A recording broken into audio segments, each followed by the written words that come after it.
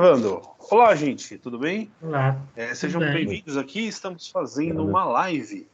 Bom, pessoal, hoje já é amanhã, né? Porque eu vou postar isso amanhã. Então, ontem foi o dia em que o ministro Sérgio Moro pediu demissão aí do governo Bolsonaro e todo mundo está falando sobre isso. Mas nós vamos falar sobre o contexto que nós estamos vivendo hoje com relação à pandemia e e um viés aqui social, sobre os problemas que a gente tem no Brasil e que são problemas que se tornam mais complexos com uma situação tal como essa que nós vivemos agora de pandemia, né? E então eu trouxe aqui os convidados, né? Nós temos aí a Aline, o Vitor, o Ian e o Gabriel. O Gabriel que estava na nossa live anterior e o Ian também, né? Então estamos 5 pessoas aqui, gente. Vocês podem dar uma boa noite aí pro pessoal. Boa noite. Boa noite, gente. Boa noite, povo. Então, vocês querem se apresentar? Acho que a Aline e o Vitor poderiam fazer uma apresentação curta, assim, né? O Gabriel, a gente já... são novos aqui. Tá, então vamos lá, gente. Boa noite, meu nome é Aline Tassiara, eu tenho um canal Fala Tu Tassiara e eu sou assistente social, mestre em serviço social. Eu discuto algumas questões sociais no meu canal e outras questões políticas e econômicas da conjuntura atual, mas hoje a gente decidiu vincular essa live aos problemas que estão se sobressaindo com esse isolamento, com a quarentena e com a própria questão de saúde pública que a gente vem vivendo, né? Então, a gente vai falar um pouquinho sobre essas questões e depois eu vou apresentar alguns dados e levantar um debate que eu até fiz no meu canal também sobre a questão do aumento da violência doméstica nesse tempo de quarentena. Mas aí acho que todo mundo se apresenta e depois a gente inicia, né? Meu nome é Vitor, boa noite, tenho 28 anos, sou advogado, tenho um canal também no YouTube, em que eu discuto questões políticas, econômicas, mais sobre um viés liberal, alguma pitada conservadora, mas não é do tipo liberal na economia, conservador nos costumes. É porque realmente alguns autores casam, algumas visões se casam entre alguns autores conservadores de uma linha mais empirista britânica com o ideário liberal. E assim, hoje o tema que vivemos assim é a pandemia, não tem como fugir dele, e ele desnuda muitas questões de um Brasil profundo que muitas vezes não é discutido, e a gente está aqui para debater isso. Muito bem. O Gabriel, pode fazer uma apresentação também, já que da última vez a gente não acabou cortando a sua apresentação, né? Pode falar aí. Tá. Bom, meu nome é Gabriel, eu sou licenciado em Física na UFMG e eu trabalho aqui na minha cidade, em Pedro Leopoldo, na Grande PH, como professor. Mas eu gosto desses temas de política, economia, sociedade, então eu estou aqui na roda. Ok. Muito bem. Bom, queria dar boas-vindas a vocês todos. É muito, muito legal ter vocês aqui, um prazer ter vocês aqui. Então, acho que a gente podia iniciar o nosso tema, nosso debate, nossas contribuições, falando sobre o tema da violência doméstica durante a pandemia, né? Então, agora, no momento que nós estamos observando aqui no Brasil uma certa quarentena meio flexibilizada, né, que a gente chama de distanciamento social. Então, muitas pessoas em casa, mas não o suficiente para que a gente dê conta do problema. E aí, com o fato das pessoas estarem em casa, convivendo muito tempo, alguns problemas sociais acabam sendo ressaltados, né? E você tem, entre esses problemas, o conflito e a violência doméstica. E aí você tem a situação que a gente pode falar hoje agora. Eu queria ver com a Aline. Então, Aline, você quer falar sobre o tema? Vou falar um pouquinho.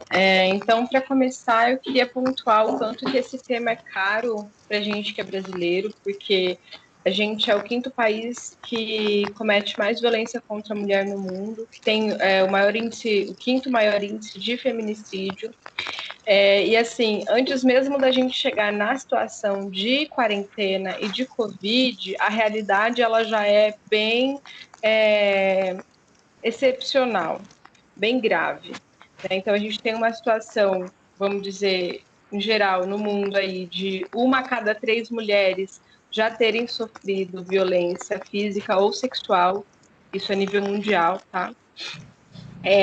E no Brasil a gente tem alguns dados de 2015 ainda, que foi um dos últimos censos, né? Mas de que existe um estupro no Brasil a cada 11 minutos contra uma mulher assassinada a cada 2 horas, 503 mulheres vítimas de agressão por hora e 5 espancamentos a cada 2 minutos, né? Então, assim, isso nos dá uma visão geral da situação de que o feminicídio ele não é uma frescura, ele não é um dado a mais que não tem nada a ver com a realidade. Essas mulheres, quando a gente fala de feminicídio, a gente está falando de uma violência que foi causada por ela ser mulher, né? Então, por sentimento de posse, por ciúme doentio, não interessa o motivo, porque nada justifica a violência, né? Mas, de qualquer forma, em 75% das vezes, essa violência, ela ocorre de uma pessoa conhecida. Então, o agressor, ele é um membro da família, muitas vezes, um conhecido, um vizinho, normalmente marido, ex-marido, namorado, ex-namorado, né? Enfim, pai, tio, avô. E, por exemplo, isso nem é o tema de hoje, mas está dentro desses dados que 80% dos estupros que ocorrem no Brasil são contra mulheres, e desses 80%, 55% dessas mulheres não têm 13 anos. Então, a gente tem uma questão de violência contra menores, né, contra criança e adolescente no Brasil, que também é bem difícil. Então, assim, o porquê que com o isolamento social esses índices estão aumentando? A gente teve alguns poucos dados, mas que já estão, assim, já dá para falar que a gente teve aumento, sim, da violência doméstica no mundo todo, de forma geral, em vários países. A OMS soltou um artigo essa semana, depois eu vou deixar o link aqui para vocês, sobre essa situação. E em São Paulo, por exemplo, nos 10 primeiros dias de quarentena, o número de denúncias aumentou 30%. No Rio de Janeiro, aumentou depois dessa quarentena do Covid-19 aqui no país, aumentou em 50% o número de denúncias de casos. Então, assim, o isolamento social, ele gera estresse, ele gera insegurança, então as pessoas não têm segurança nem sobre a vida, nem sobre o trabalho, gera tensões, questões de saúde, são muitas coisas que se acumulam em forma de estresse, de ansiedade, né? Todos os outros tipos de problema de saúde mental, eles aparecem, e a gente tem uma situação de tensão com tendência a aumento de violência. Então, essas mulheres que estão isoladas ou de quarentena, ou uma semi-quarentena que seja, que estão passando mais tempo com seus agressores, nesse ambiente tenso, elas estão sofrendo mais.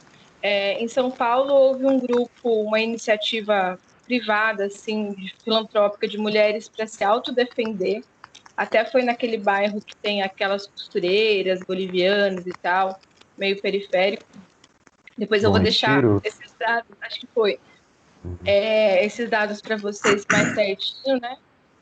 Mas elas fizeram uma rede de apoio no WhatsApp para que as mulheres que estivessem sofrendo violência pudessem pedir ajuda, pedir socorro, se comunicar. Essas mulheres estavam ligando para os maridos, falando: olha, a gente sabe que você a agrediu, e todos os vizinhos estão de olho, estão te acompanhando e tal, como uma tentativa desesperada de tentar proteger essas mulheres. E o que eu vejo particularmente, daí eu já vou jogar para a roda para vocês, são sobre as questões de como lidar com isso, né, de uma forma no sentido de políticas públicas e de serviços especializados para isso, porque a França, por exemplo, ela está dando um suporte muito legal para as mulheres vítimas de violência, que são alugando quartos para que elas possam ficar longe desse agressor nesse período de quarentena e dando uma ajuda financeira. E no Brasil, especificadamente sobre essa questão, a gente ainda não teve nada. Os serviços que a gente tem, na verdade, já não dão conta, que são Delegacia da Mulher, CREAS, que é um centro de referência de assistência social especializado em mulheres vítimas de violência, mas eles não dão conta de atender nem essa realidade aqui, ó, né, desses dados absurdos. Então, assim, antes da quarentena já não dava, agora piorou. E é uma situação que eu vejo que a gente deveria ter, sim, uma intervenção do Estado, uma medida de proteger as vidas delas, né? Mas aí eu queria também escutar de vocês aí o que vocês pensam sobre tudo isso. Eu queria fazer uma pergunta pro Vitor. Sim. Tipo, eu ouço muito falar assim sobre feminicídio, que tipo, se é necessário juridicamente o termo ou não. O que você acha? Sei lá, é justificado? Como advogado, Então, a sua na opinião? verdade, existe o crime de homicídio e existe uma qualificadora, que é o feminicídio, que é o homicídio praticado em razão de ser mulher, né? Por uma questão de gênero, que é, na verdade, uma hipótese de homicídio qualificado. Uhum. Quando a gente considera toda a questão envolvida, toda a questão em relação à mulher, faz sentido existir uma qualificadora especial, no meu entender. Uhum. Faz sentido até como função preventiva geral da pena, né? Porque a pena ela existe não como reparação da vítima. Essa é uma ideia também maluca, de que você vai punir o agressor para reparar um sentimento de justiça. Na verdade, a função da pena é de prevenção geral. Pela exemplariedade, você inibe determinado tipo de prática nociva à sociedade, como o feminicídio, por exemplo. Uhum. E assim, o arcabouço todo de legislação, a Lei Maria da Penha, ela tem muito esse desenho de ter um certo reconhecimento da punibilidade em razão justamente de ser uma matéria muito sensível socialmente no Brasil. Até pelos Sim. números que trouxe. Não é à toa que existe uma série de benefícios visando despenalização no Brasil, na verdade, visando desencarceramento, né, como sursi, como conversão em pena restritiva de direito, que não pode em crimes da Lei Maria da Penha. Eles são possíveis em outros tipos. Né, quando a gente fala de crimes de menor potencial ofensivo, né, como lesão corporal leve, né, você causar um hematoma Uhum. na pessoa, uma agressão considerada leve. Se você não tem esse tipo de benefício na Lei Maria da Penha, teria uma lesão corporal leve em outro contexto. Um contexto de outro tipo de violência de trânsito, por exemplo. Então, contra a mulher é um agravante, uma coisa assim. É, Uhum. na verdade, qualificadora no homicídio, e existem algumas previsões específicas na Lei Maria da Penha que tornam o tratamento mais duro. Entendi. Mas Bem, assim, gente, eu vou fazer só um parênteses, porque assim, embora esses dados por si só eles nos dão uma noção de realidade, na verdade a gente tem uma estimativa, alguns estudos que indicam que possivelmente eles representem apenas 10% das denúncias e da realidade, porque a maior porque a parte das maioria mulheres não que é sofrem relatado, né? não conseguem denunciar, ou porque realmente têm medo, não se sentem protegidas o suficiente, ou porque estão em um relacionamento abusivo que envolve muitas coisas, inclusive dependência emocional do agressor, é como se fosse uma síndrome de Socorro. Estocolmo, mas particularidades, né? Não sou psicóloga para dizer, mas é mais ou menos isso. Então, a pessoa vem num ciclo de violência psicológica muito grande, quando acontece a física, ela já está tão submersa naquele relacionamento que muitas vezes ela nem consegue identificar aquilo como violência. Tipo, ele tava nervoso, ele bebeu, ele só me empurrou. Mas é que depois ele me pediu desculpa e se arrependeu. Ele só me deu, daí vem um empurrão, depois vem um tapa, mas foi só uma vez. Aí a tendência, na verdade, é que a violência ela vai piorando, né? E a vítima ela vai ficando mais fragilizada também. Entendi. Quer falar alguma coisa, Luciano? Então, sim. É um problema muito complexo, né? A gente fica imaginando formas de resolver esse tipo de coisa e às vezes eu penso que, bom, a maior parte desses problemas eles estão interrelacionados com questões de, como que eu posso dizer, de crise familiar, né? Então você tem aí famílias que eu diria, assim, de um ponto de vista, não estou colocando assim uma visão sobre como uma família deve ser, mas famílias que às vezes estão meio desestruturadas, disfuncionais, exatamente, famílias disfuncionais. Então você tem às vezes uma situação em que um problema se agrava, um problema vai passando de geração em geração, ou então você tem uma situação mesmo de convivência que é insustentável e tal, você tem problemas familiares os mais diversos, né?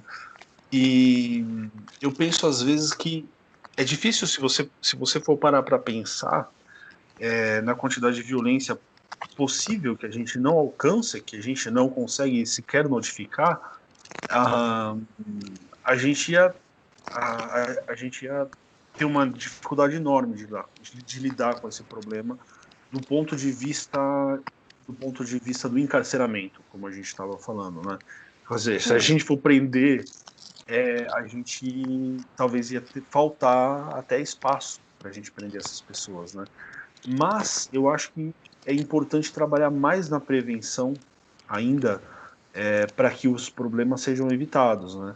Então, se você parar para pensar que no Brasil a gente tem uma polícia militar, por exemplo, que ela trabalha com patrulhamento, mas ela não conhece as pessoas. Por exemplo, você não tem no seu bairro, você não tem um policial que bate na porta da sua casa perguntando se está tudo bem, né?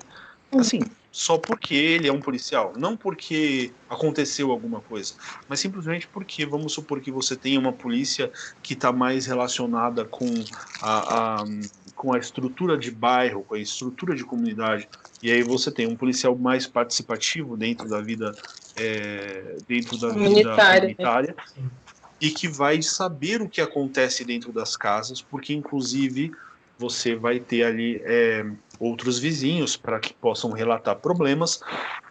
Então, assim, acho que uma das nossos problemas grandes é que existe esse descolamento do Estado, ou melhor, da segurança que o Estado fornece, da vida real dos grupos humanos, das comunidades e dos bairros, né? Então você não tem um policial que bate na sua porta e pergunta se está tudo bem com você, se tem algum problema, se tem alguma coisa acontecendo. Por exemplo, como a gente sabe, é um tema que a gente vai abordar logo adiante, mas grande parte das agressões acontecem por pessoas que estão alcoolizadas também, né? Então você tem um sujeito que bebe, chega em casa e bate na esposa porque a esposa ela vai apresentar aquele elemento de realidade para ele e falar: olha, você está bebendo, você está saindo aí, vai pegar coronavírus, seus amigos, o bar, né? Vocês não têm nem álcool gel, vocês não estão se prevenindo, e o cara chega em casa bravo e bate na mulher. Aconteceu inclusive um caso isso aí que eu vi no jornal, que o cara matou a mulher porque ela perguntava demais se o cara tinha lavado a mão, ou se o cara, toda vez que o cara chegava em casa, ela falava: você lavou a mão? Sei que lá, uma hora o cara matou a mulher, né? Então, assim, pessoas que, às vezes, você já conhecendo o histórico, você já entendendo como aquela coisa funciona, e o cara sabendo que existe uma como fala, uma vigilância sobre ele, é capaz de que ele se sinta inibido em cometer a agressão, né? Eu penso mais na questão da prevenção, porque se a gente se eu for parar para pensar assim na quantidade de pessoas que cometem agressões e a gente for tentar encarcerar todo mundo, não tem cárcere suficiente, né? Cassiano, eu entendo perfeitamente o que você está falando. E assim, eu acho que é toda uma estrutura social de violência. Se a gente for pensar, por exemplo, na preparação da Polícia Militar, a Polícia Militar do Paraná, no centro de formação dela em Curitiba, isso foi um tempo atrás, foi feita uma avaliação dessa formação e foi identificado pela Defensoria Pública do Estado de que eles sofrem 11 tipos de tortura na formação. Então, qual é o tipo de profissional que eu estou formando? Porque, assim, eles estão dentro de uma academia com violência, ensinados à base da violência, formados em violência, né? E qual que vai ser a linguagem dessa pessoa? Porque daí a gente entra em outra coisa que também é extremamente polêmica, que quando alguma feminista levanta para falar de cultura de violência ou cultura do estupro, as pessoas ridicularizam. Mas é isso, é de você achar, né, das pessoas acharem que tem o direito de bater na mulher caso discordem dela, né? Então, assim, eu saio a hora que eu quiser e eu posso te agredir porque você me irrita, né? Você fala demais.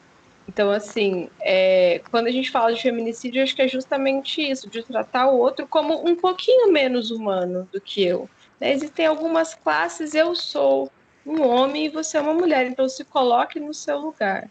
O que eu falo por último e você não retruca.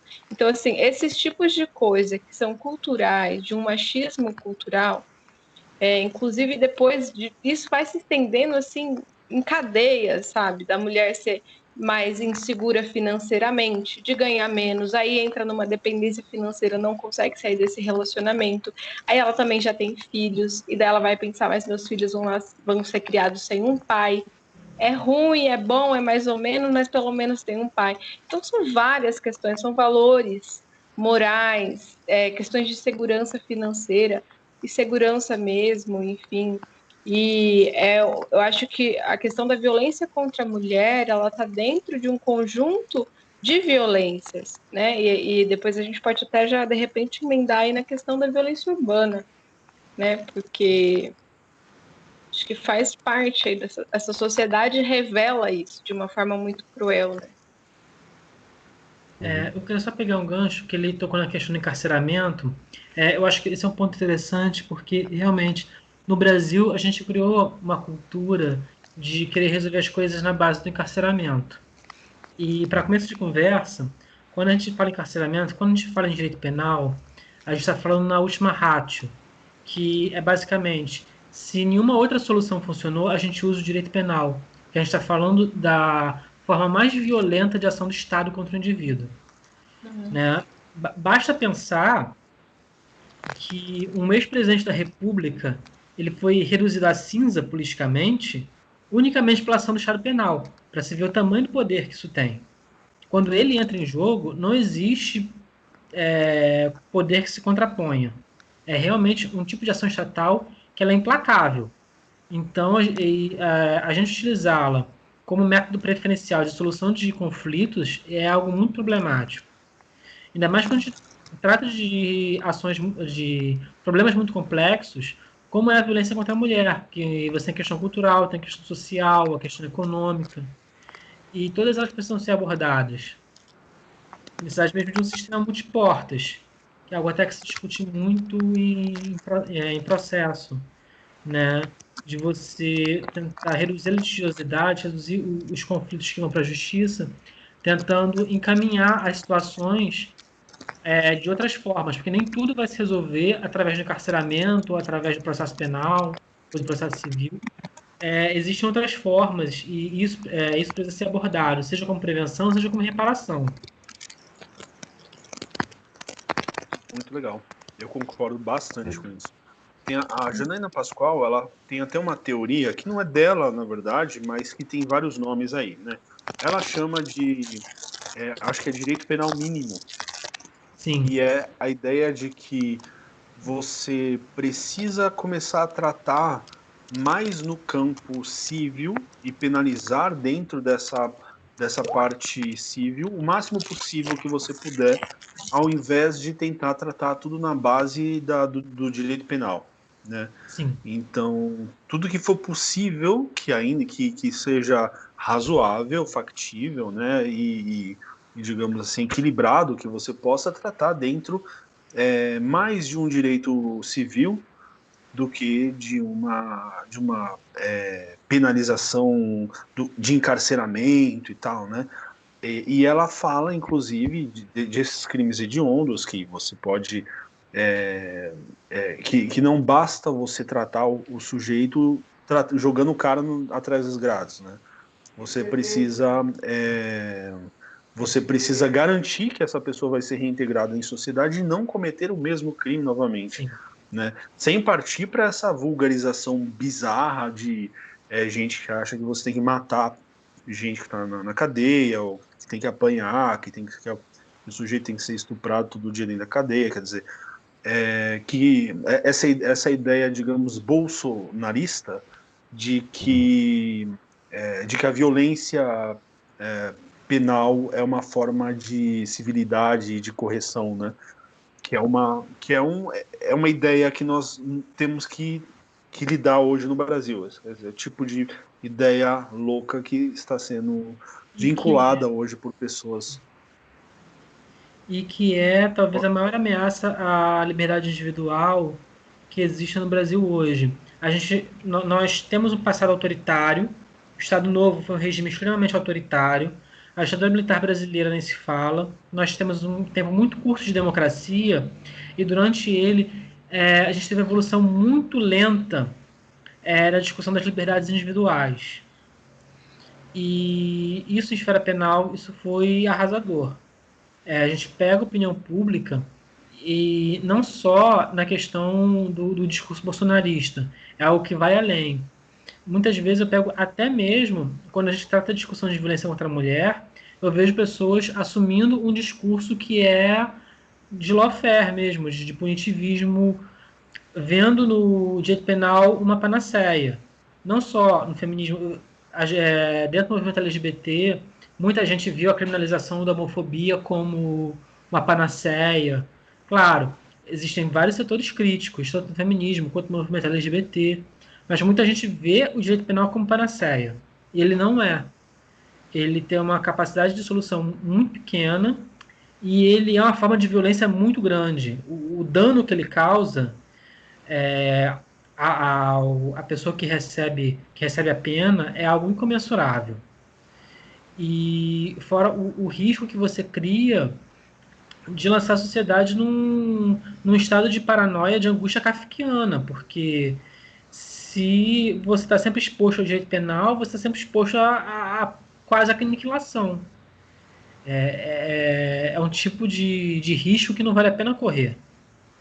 O direito penal mínimo, realmente, a Janina Pascoal defende, muita gente defende, Nilo Batista, Joricino dos Santos, e, na verdade, é basicamente a afirmação de um princípio geral de direito, que é o princípio da subsidiariedade do direito penal, que é algo que tem que existir em toda sociedade que seja uma democracia liberal.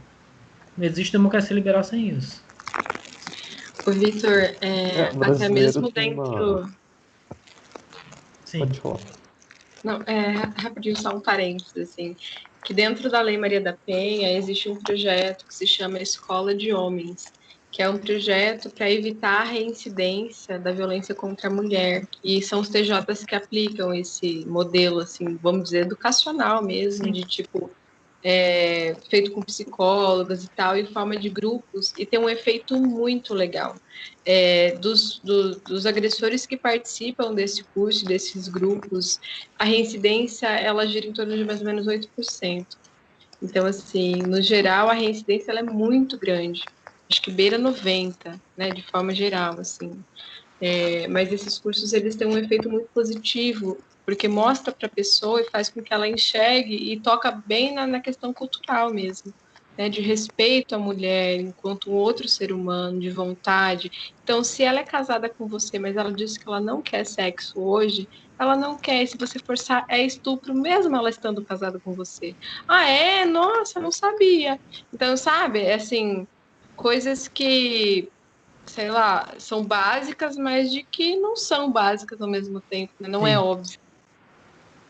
Assim, a Lei Maria da Penha, ela foi um avanço muito grande e ela tem uma série de previsões, não só no sentido da punição, mas da prevenção, da reparação. Ela é uma lei bastante avançada. Mas assim, eu falo, quando eu aponto punitivismo, eu falo no geral. Seja divisão de opinião pública, que eu acho que é o que bate mais forte,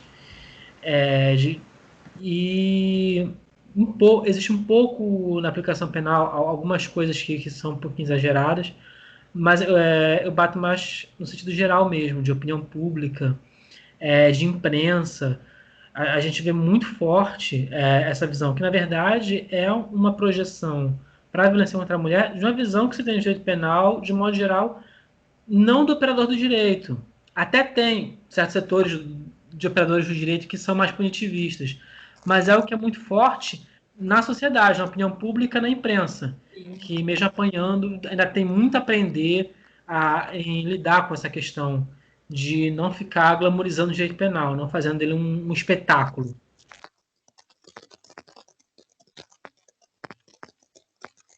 E é interessante que você está falando que não é só que existe na sociedade essa mentalidade punitivista, que não é só o discurso bolsolavista que fala sobre isso.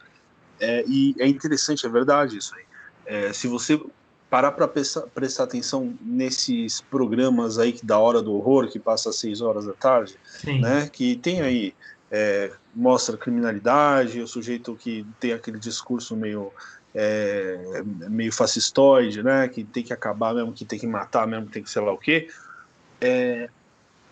Esses programas, eles são uma forma de você deseducar a população e você doutrinar as pessoas a acreditarem na lógica da violência como solução. Então, assim, não importa, eu quero que alguém sofra, eu quero que alguém seja linchado, né? Eu quero que alguém morra, porque aí eu vou me sentir bem, porque eu vou inclusive tirar a minha responsabilidade da coisa, né?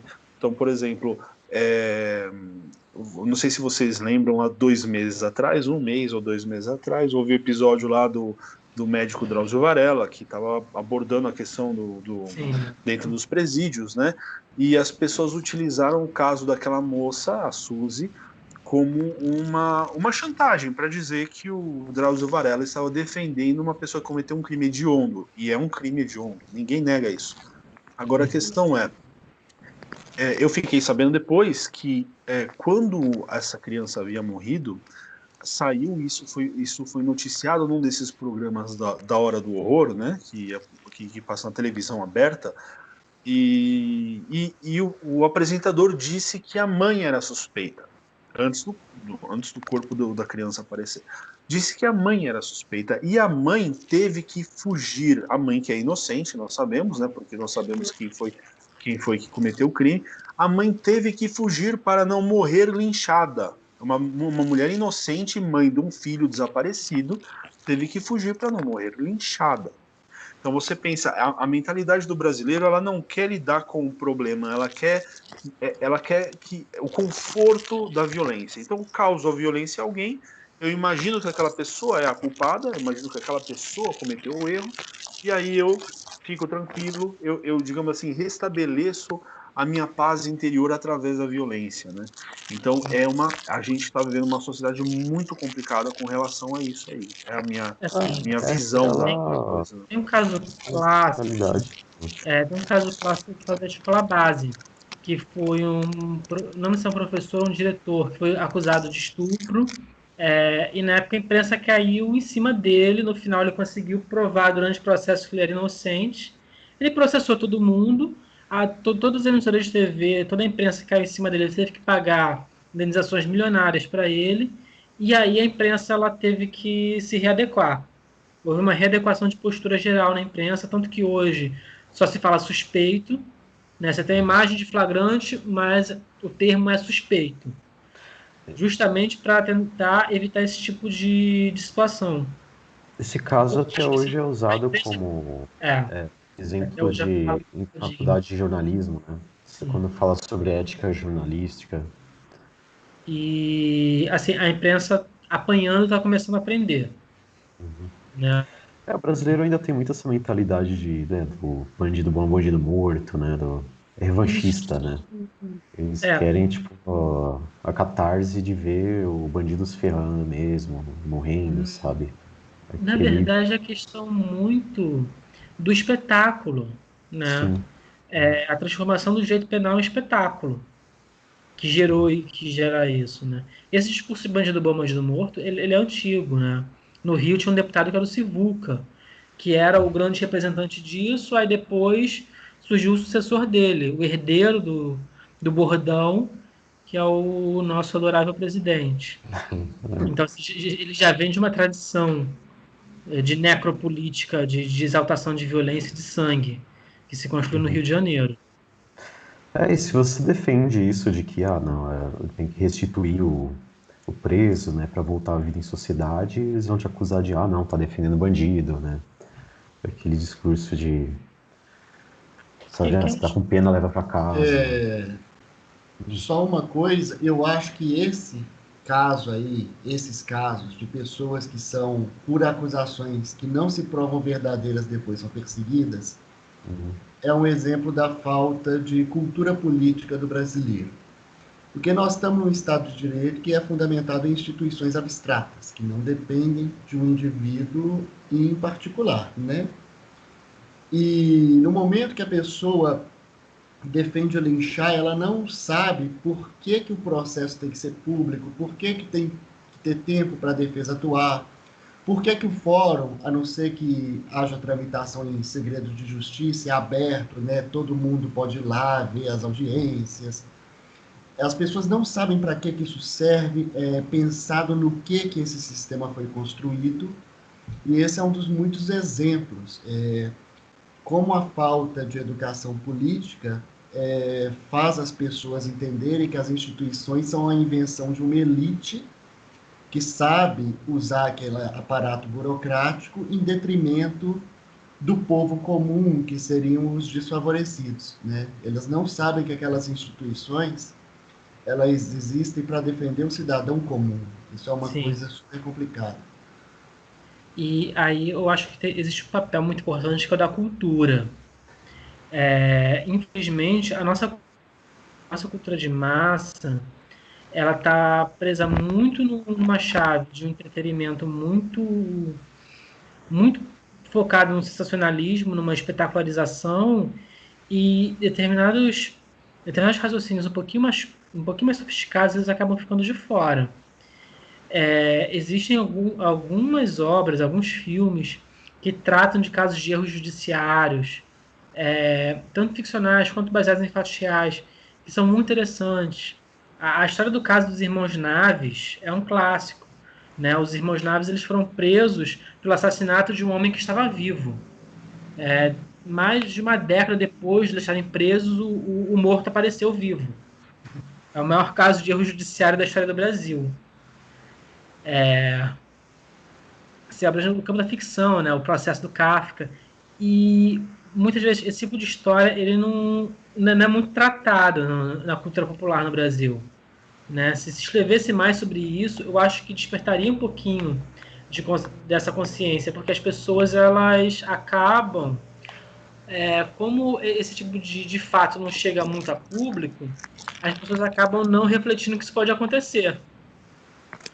Que simplesmente aquela acusação pode estar errada. E eu acho que esse é um ponto importante. Eu acho que vocês estão falando de uma coisa que também é um outro problema aí descarado do Brasil, que é o problema da educação, não só cultural e político, mas educação básica mesmo e científica, enfim. E a gente tem que lembrar que a gente ainda tem alguns milhões de analfabetos no Brasil. 11 milhões de pessoas não sabem ler e escrever. Né? E assim, para além disso, 3 em cada 10 brasileiros são analfabetos funcionais, não conseguem fazer a interpretação de um parágrafo. Né? Então, assim, se a gente for pensar nessas, vamos dizer, nessas tradições culturais e políticas, que falta acesso à informação, à reflexão mesmo, a gente se depara com esse outro problema, que é o nível de educação e de acesso à educação de qualidade também no país, né? Depois tem as EADs, enfim, não estou nem falando da qualidade, né? Estou falando só do acesso mais básico possível. E, ao mesmo tempo, a gente tem o cálculo de culturas de violência, né? Assim, uma visão minha, não sei se você concorda, eu acho que está tudo interligado. Quando eu falo nessa questão do espetáculo da violência, do jeito penal que a gente vê na grande mídia, vê na opinião pública, esse desejo de sangue, ele demonstra um lado violento do brasileiro, né? O povo brasileiro é um povo violento. E isso está presente na violência que se deseja na política, violência dentro de casa, violência contra a mulher, violência contra as crianças, né? Nos casos de crianças espancadas, violência no trânsito, violência no trabalho, assim, se a gente pegar a quantidade de violência nas relações humanas no Brasil, é uma coisa assustadora, né? O Brasil, ele é campeão em criminalidade em vários aspectos, violência no trânsito, violência em casa, violência em todo lugar. É um aspecto estrutural do brasileiro. Um dos Não, esse é países um que mais mundial, tem homicídios no mundo, né? Sim. Acho que dá um dos maiores da América Latina, talvez. Assim, a gente se acostumou a índices epidêmicos de homicídio, né? É. E as situações, assim, meio fora da curva. Assim, já comentei com vocês isso do Rio de Janeiro, né? Aqui a gente vive situações de violência explícita que são inimagináveis em boa parte do planeta. Eu acho que qualquer lugar que não esteja em guerra civil não imagina muito bem algumas coisas que a gente naturalizou aqui, né? De uso de armas de guerra, de tiroteios com 5 mil, 10 mil tiros sendo dados durante uma noite inteira, de Talvez só fechar a o, vida, fechar meio de transporte porque por problema de segurança pública. Com só certeza. o México com a guerra de cartel, né? Que talvez se equipare hoje, né? Sim, E alguns países tipo Honduras, Nicarágua também, que é altíssimo, né? Mas realmente é absurdo, né? e aí a gente tem, né, pessoas formando a sua psique, formando a sua personalidade num cenário de exposição à violência, de naturalização da violência muito grande. Não tem como isso não acabar entrando em todos os espaços, né? Na escola, na família. Cara, isso acho que quando uma pessoa é exposta a isso desde de muito nova, eu acho que pode até, não sou psicólogo, mas acho que até pode influenciar e assim, é uma dessensibilização, talvez, né? Sim, Tipo, Com certeza. assim, talvez até, não sei se é possível, mas quase virar uma sociopata por isso, sabe? Ponto de de não sentir nada vendo uma coisa dessas, né? E outra coisa também, né? Igual o Victor estava falando dos dados de violência no trânsito, acidentes de trânsito, enfim, vários outros dados, e na verdade os dados ele desumaniza muito. E das pessoas deixam de ser pessoas e passam a ser números, né? Assim, 10 milhões, 5 milhões, 11 milhões, 20 milhões. Você só vê milhões e não sente nada. Por isso que muitas vezes fica marcado na mídia ou até mesmo no histórico das pessoas, casos particulares. Tipo, o caso do menininho, loirinho, tal, que sofreu isso, ou o caso daquela que matou os pais. Enfim, a gente tende a humanizar mais as histórias, porque os dados, eles são muito desumanos, eu acho muito frios, assim, não passa uma noção de realidade. Isso E é os só para casos quem que... trabalha com estatística, né? Eu acho que. Gabriel. por isso que eu bati. Pode falar. Os casos que tendem a virar notícia também são casos que acontecem, nem sempre há exceções, mas casos que acontecem em famílias de classe média para cima, né? Ou que envolvem famílias de classe média para cima. Porque em áreas mais vulneráveis, onde isso tende a fazer ainda mais parte do cotidiano, acontecem casos tão cruéis, tão hediondos, ou mais do que os que aparecem na mídia, e aquilo não é noticiado, né? A gente tem muito pouca sensibilidade, assim. Você vê, por exemplo, sei lá, às vezes no Rio teve tiroteio que desceu na área nobre, que aconteceu, sei lá, um assalto, um prédio em Copacabana. Teve alguns anos atrás, teve alguma coisa do tipo. E aí você pensa, mas pô, por que que a TV está noticiando isso que aconteceu numa área baixa da cidade, como se as pessoas que estivessem ali, que morassem ou transitassem naquela região, tivessem mais direito à proteção, né? Tivessem mais direito à segurança pública do que as pessoas que sofrem isso todo dia nas áreas mais violentas da cidade. Aqui a gente tem alguns casos disso, né? Quando teve o tiroteio, se não me engano, foi na Rocinha, Vidigal, que são favelas que ficam incrustadas bem na zona sul do Rio. De um lado São Conrado, onde mora a Xuxa, do outro Leblon, onde mora o Chico Buarque e a Fernanda Montenegro, né? Simplesmente os metros quadrados mais caros do país. E quando teve na vez teve tiroteio lá, simplesmente parou o Jornal Nacional. Você nunca tinha visto tiroteio e favela parar no Jornal Nacional assim, com aquele destaque, né? Se fosse numa região mais periférica, em que há tiroteio todo dia, ia ficar no jornal local. E naqueles jornais da hora do horror. Não ia sair dali. Sim. E assim, isso é muito importante. Eu acho que é um traço da formação do Brasil, né? Que o Brasil foi o último país do Ocidente a acabar com a escravidão, né? Então, essa dualidade de pessoas que têm direitos e pessoas que não têm direitos, ela existe, ela forjou um pouco a identidade nacional. Tanto que até hoje, né, a gente vê os prédios com elevador de serviço, elevador social. Algumas construções mais antigas têm a porta da sala e a porta da cozinha. Né? Porque teria necessidade de duas portas? Né? Quartos de Dependência de empregado, empregado, né? que é uma alcova. Sabe? Até na arquitetura mesmo, a gente vê uma segregação.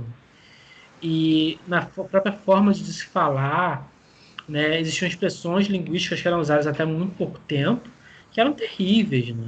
Pé na cozinha, por exemplo, que é horrorosa. E que linka um pouco com essa ideia de você uma porta na cozinha.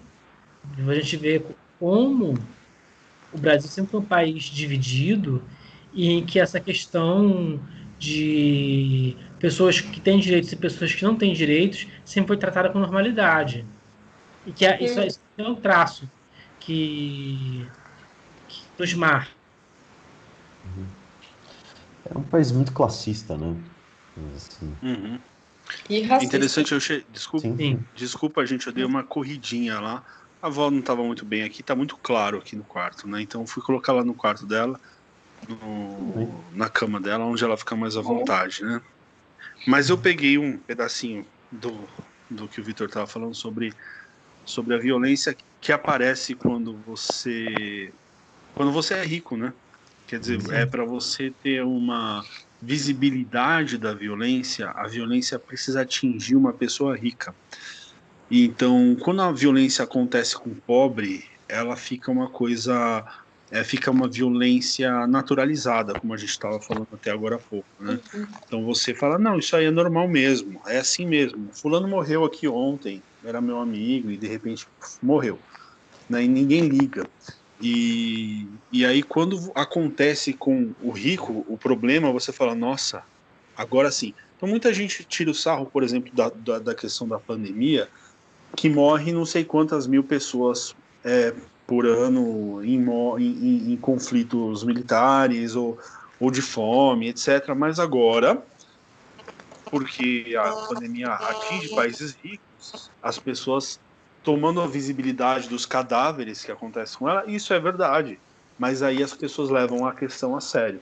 Então o pessoal tira o sarro, mas esse problema acontece aqui dentro do nosso país, com muita coisa, né? Que quando a gente só nota que a gente está lidando com um problema quando o problema atinge uma pessoa da classe alta. Tirando isso, a gente nem liga. Então, por exemplo, é um sujeito pobre, é um sujeito negro, é uma pessoa que está dentro de uma unidade cultural que, se acontecer uma injustiça com essa pessoa, não tem problema. Mas se acontecer uma injustiça com uma pessoa lá do alto, opa, temos um grande problema jurídico no Brasil. E é verdade. Sim. Temos problemas jurídicos com relação a essa cultura do punitivismo. Só que, infelizmente, a gente só percebe isso quando atinge as pessoas que têm grana, né?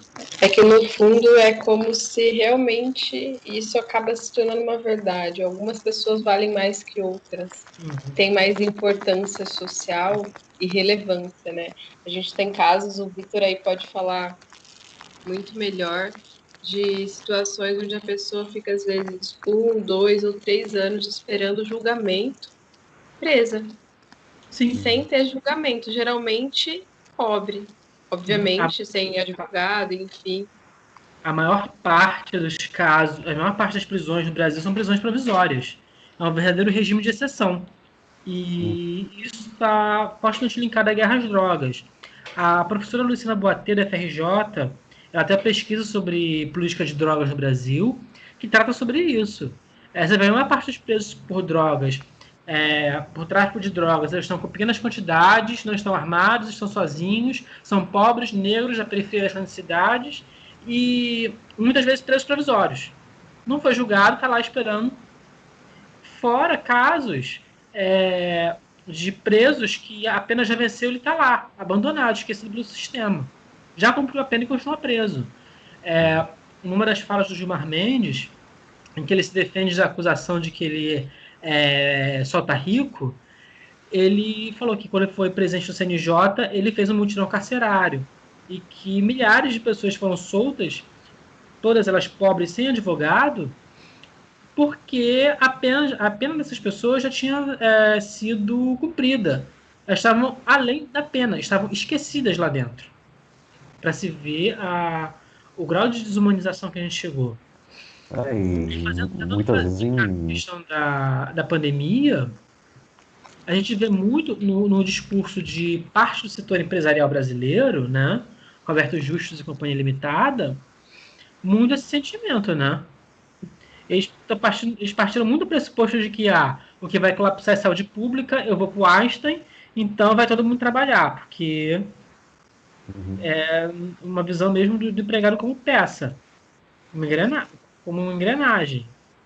É de um grau de desumanização, aquele discurso de 5 mil, 7 mil pessoas ser um sacrifício, ou de que, na guerra os jovens morrem, na pandemia os idosos têm que, tem que sacrificar, né?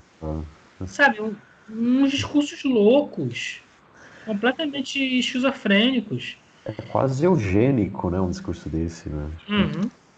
Sim. Não, eu acho que não chega a ser eugenia, porque a eugenia ela ainda parte de uma ideia de pureza racial, sei lá. A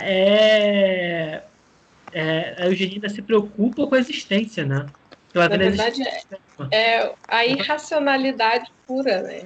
É completamente irracional.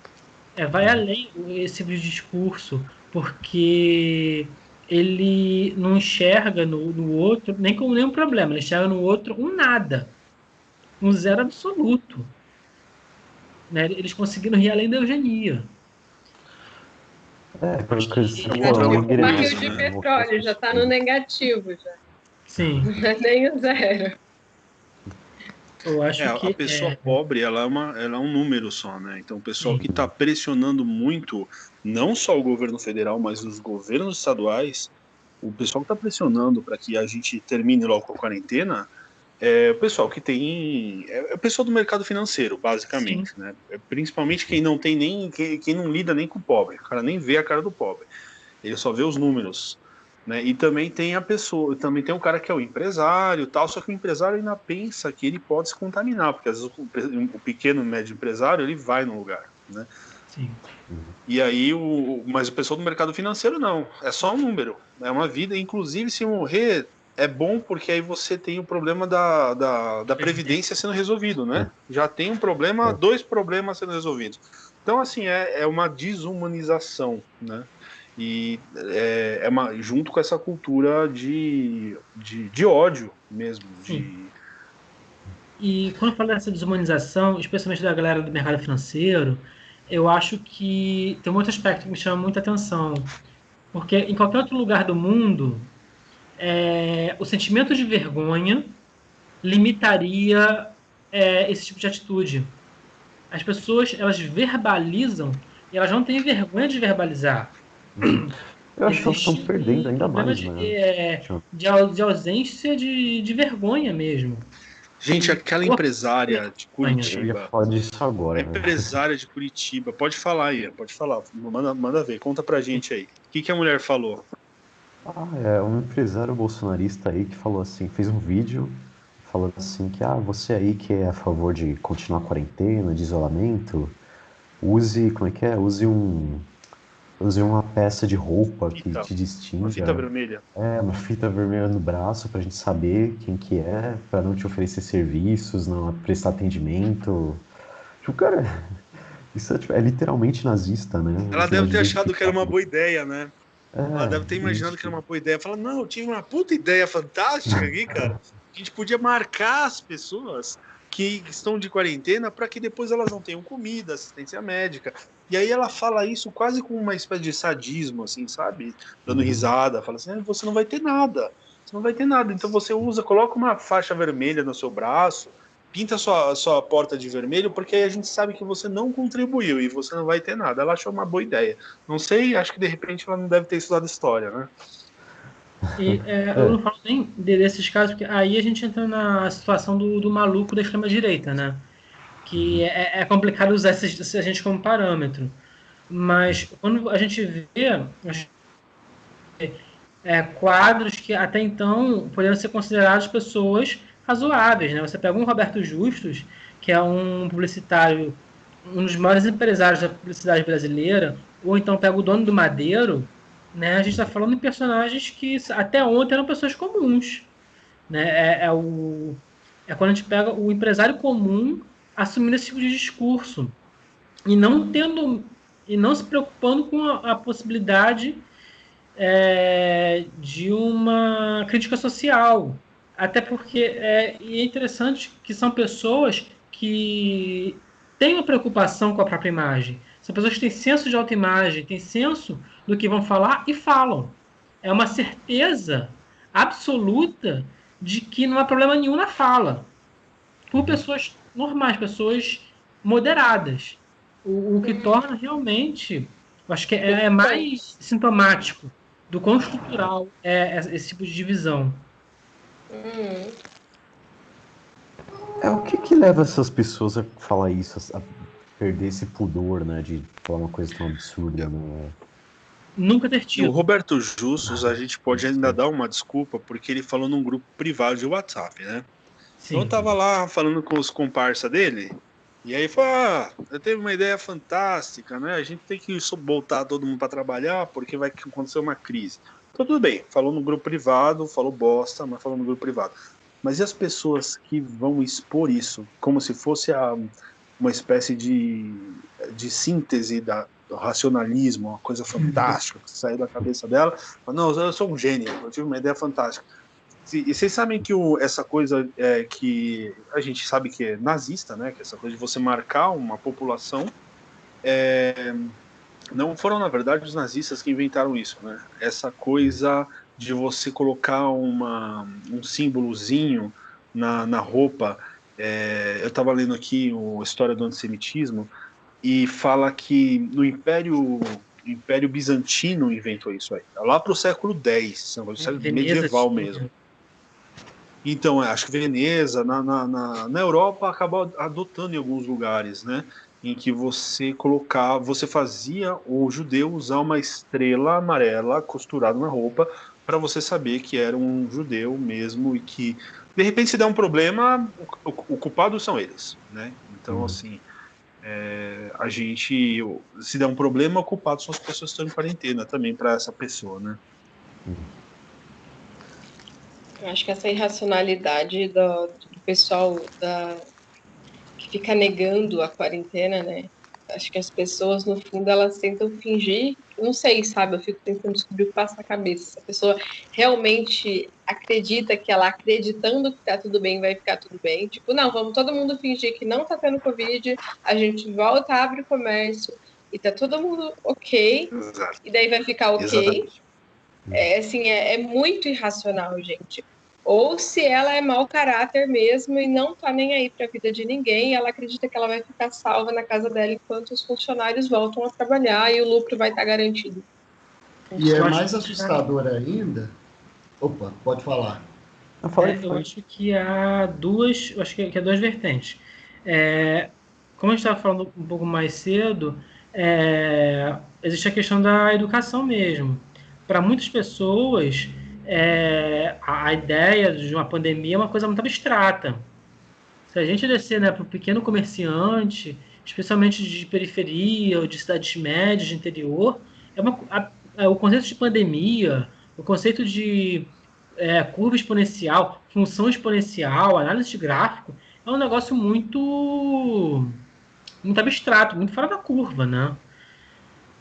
E eu acho que também tem o outro lado, que é o pessoal mesmo que enxerga o mundo em 2 andares e acha que ele está no andar de cima e que tem mesmo esse classismo forte. Eu não chamaria nem de Nada vai acontecer classismo. com ele, né? Eu falaria mesmo num sentimento de estamento mesmo. Eles se sentem de um estamento superior. Só para lembrar aqui na... social. Oi? E sem o direito à mobilidade social, né? A sociedade estamental mesmo. Os de baixo não têm direito a subir. Aqui na live, só para lembrar o pessoal que ninguém é comunista, tá? Aqui é todo mundo, tirando a Aline, que é comunista, brincadeira, Aline. A Aline é de esquerda, né? Mas aqui você percebe como existem pessoas de padrões e de visões diferentes aqui, que têm opiniões políticas diferentes. Eu nem perguntei para o pessoal aqui, certo, que ele se define, isso não interessa. A gente está defendendo, a gente está discutindo temas. A gente não está discutindo qual é o seu time, né? Então, assim, falar que existe um problema no Brasil que tem a ver com classe social não é coisa de gente de esquerda. Aliás, não é coisa de comunista, também não é coisa... É coisa de gente que está no Brasil e que conhece a realidade brasileira. E se você é um liberal e não consegue compreender esse problema, eu lamento que você tenha uma defasagem que não é teórica, uma defasagem moral na sua visão sobre o ser humano, né? Existem problemas sociais que têm a ver com recorte social, que tem a ver que, de repente, existe uma fragilidade maior em segmentos sociais, que são, nesse momento, principalmente nesse momento, onde você está passando dificuldade, aquele cara está passando mais dificuldade. Então você está na sua casa, está difícil aí, e eu estou na minha casa e está difícil aqui, mas tem um cara que está numa situação muito infernal, e que você não conseguiria nem imaginar o que esse cara está passando. Né? Então, assim, não compreender isso não é um problema ideológico, é um problema humanitário mesmo. Né? Então, infelizmente, a nossa direita não entende isso. Não é nem questão de empatia, é de compreender fatos, muitas vezes históricos. Fatos. Sim. Tem gente que só de se eu falar que classe existe já é comunista, é marxista. Né? O Weber fala de classes, né? E o Weber é liberal. É estranho. Eu acho que assim, a direita brasileira, a nova direita, ela se viciou num conceito de a esquerda falou que existe problema, chama de mimimi, eu chamo de vitimismo e eu solucionei o problema. Quando, na verdade, o grande desafio de você ser um liberal, o grande desafio de ser um conservador, é justamente você propor soluções liberais conservadoras para os problemas. Né? Eu acredito no liberalismo como o meio, eu acredito na capacidade das ideias liberais de serem a forma pela qual muitos problemas sociais brasileiros poderão ser resolvidos. Não acredito no purismo, dizer que você vai precisar combinar com uma solução mais keynesiana num determinado momento, e vai precisar de aumentar uma intervenção numa determinada situação, ainda mais quando se fala de uma excepcionalidade que é uma pandemia. É algo que eu discuto muito, né? Vejo muito falando, o neoliberalismo caiu com a pandemia. Não. Estado mínimo não é Estado nenhum. Estado mínimo defende intervenção excepcional. E, caramba, uma pandemia é uma situação excepcional. A intervenção continua sendo excepcional. O estado de exceção já está meio codificado Sim. por teóricos liberais, né? Sim. Se você pegar se for ler o Caminho da Servidão, que, caramba, é o marco inicial do liberalismo contemporâneo, né, da reação ao planejamento econômico, aos problemas contemporâneos que o liberalismo enfrentou. Não sei até onde contemporâneos, porque agora a gente vai começar a enfrentar novas questões, né? Principalmente a questão tecnológica, em que a questão liberal ela sofre novos desafios. Mas, pelo menos, os desafios de muito perto, que ainda existem, a questão da pretensão de planejamento da sociedade, né? Você pega o livro que é o grande marco, o grande clássico, o Hayek reconhece que, olha, não é incompatível com o liberalismo uma ação do Estado em determinados setores, desde que isso não implique numa estatização da sociedade inteira. Eu preciso que a grande massa da sociedade ande por conta própria, porque ela tem condições de andar por conta própria. Eu preciso de uma ação excepcional em determinados setores em que isso se faz necessário, através de um cálculo de custo-benefício. Tem bastante na tecla. Tipo, o pessoal achar que... Pode falar, Ian, desculpa. Tipo, esse negócio de achar que o liberalismo é estado mínimo, inexistente, qualquer coisa que o Estado faça é socialismo, acho que é muita culpa do pessoal ANCAP e de uma caricatura que fazem de liberal, né? Que tipo, tudo tem que vir da iniciativa privada e tipo, tudo que o Estado faz é socialismo. Tipo, Eu acho que não passa de um idealismo, assim, sabe? E não deixa de ser uma utopia, porque o Estado mínimo, se você for olhar do ponto de vista do purismo teórico, ele também vai se tornar utópico. Porque a realidade é dinâmica. Né? Uma pandemia é uma realidade dinâmica. O Russell Kirk chama os libertários de os terríveis simplificadores. O Russell Kirk que fala sobre os libertários, né? Que é aquela coisa, olha, é uma visão extremamente limitada. Eu separo o mundo de uma forma muito simples. Se você como fala, defende o Estado, você é socialista. Se você não defende o Estado, você é liberal. É um negócio muito absurdo, assim, né? E o Hayek mesmo, eu li faz uns 3 ou 4 anos, mais ou menos, um pouco mais, talvez, que eu li O Caminho da Servidão, e o Hayek, realmente, ele tem um momento que ele explica que o livre mercado, ele é sempre ou quase sempre, uma boa forma de solucionar os problemas, desde que o sistema de preços possa medir exatamente os ganhos e perdas que se implicam naquele tipo de coisa. Então, por exemplo, se você tem uma empresa que está poluindo, destruindo vegetação, poluindo o rio, matando vidas, destruindo a biosfera, etc. Claro, ele não tinha todo esse aparato que a gente tem hoje para falar sobre isso, mas que, de repente, está causando um custo enorme para conseguir uma produção de algum tipo de coisa, seja remédio, seja produto industrializado. O custo da mercadoria que é fornecida pela empresa não reflete os impactos que aquela empresa realmente está produzindo em sociedade. Então, neste caso, o sistema de livre mercado não é útil. Não é útil para resolver o problema. Então o pessoal fala assim, não, e agora muita gente deve imaginar, deixa que o mercado resolve, né? Então, assim, as pessoas que quiserem trabalhar, vão trabalhar, alguns vão morrer, outros vão viver, e assim é a vida, né? O mercado resolveu como? Matando pessoas. É uma forma de barbarismo absoluta, não dá para levar essa assim, o que a literatura chama basicamente de falhas de mercado, né?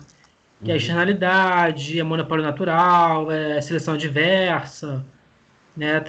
Tem farta literatura na economia sobre quais são as falhas de mercado e como se intervir, e tem toda uma discussão sobre isso que é bastante sofisticada, mas as pessoas preferem optar pelo simplismo porque o ancapismo, da forma como ele se desenvolveu, como está se desenvolvendo no Brasil, ele permite soluções muito simples e muito que parecem fazer muito sentido, mas só fazem sentido na extrema simplicidade, e são muito fáceis. É uma forma muito fácil de parecer estar certo. Exatamente. Eu acho que essas questões envolvem sempre uma questão de visão binária. As pessoas tendem a fazer isso na política, na economia.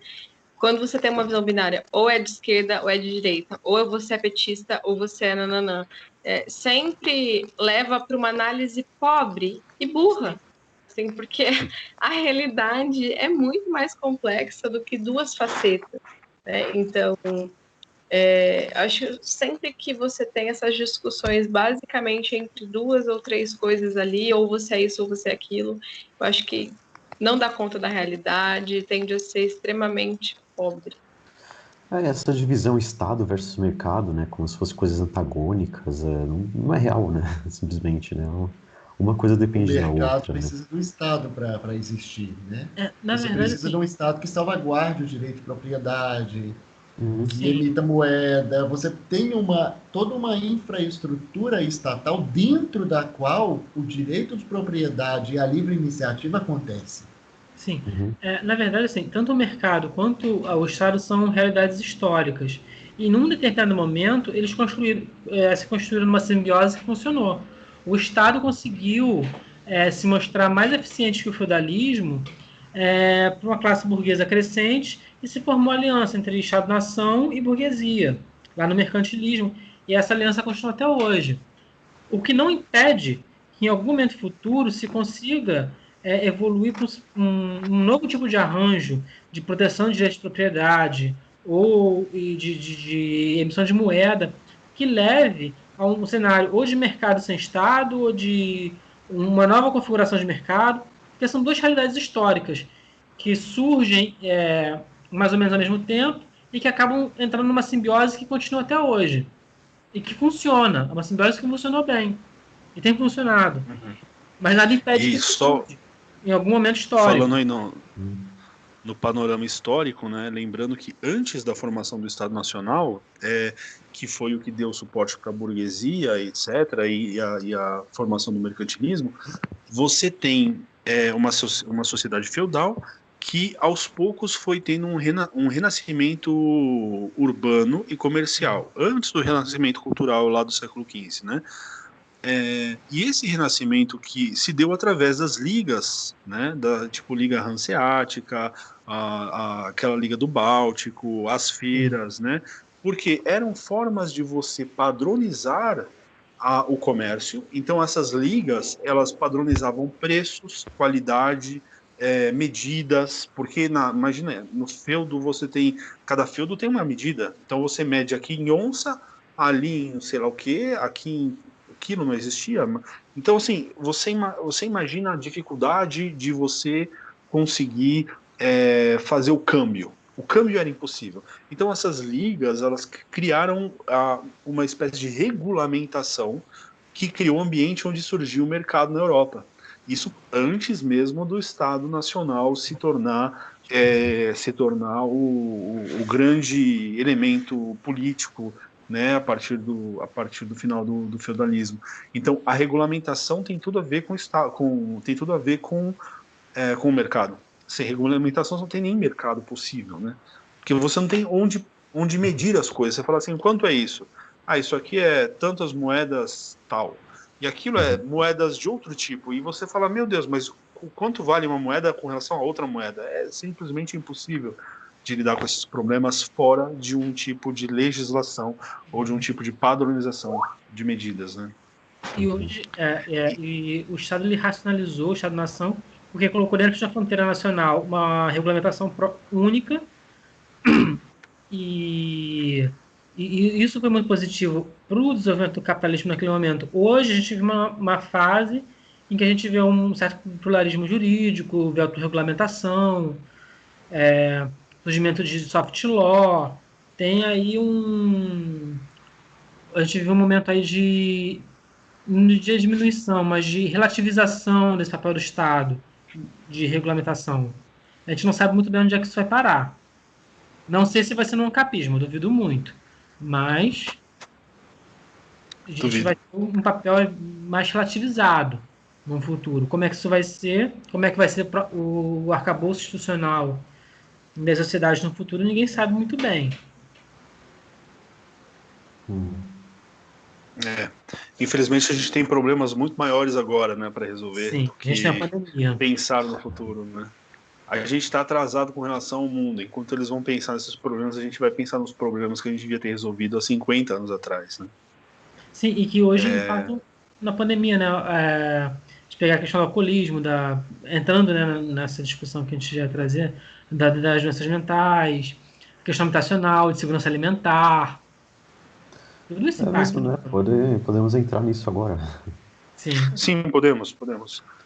A gente tinha falado sobre essa questão da moradia, né? O problema urbano hoje quando você tem aglomeração urbana, igual a gente tem nos centros urbanos, né, nas cidades como São Paulo, Rio de Janeiro, etc., e principalmente dentro dos bairros periféricos, onde você tem casas muito próximas que compartilham pátios, que compartilham corredores, e pessoas e casas onde moram muitas pessoas da família. Quer dizer, uma família que não é a família nuclear que a gente conhece da propaganda de margarina, é uma família expandida, uma família com avô, é uma família com cunhado, é uma família com tio que veio de não sei de onde, está morando lá um tempo.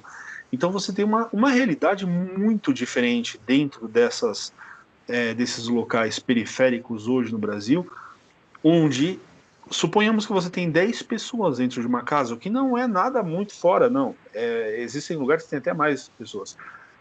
Mas imagina que você tem 10 pessoas dentro de uma casa, né, com algumas repartições, que tem um pátio em comum, uma coisa assim.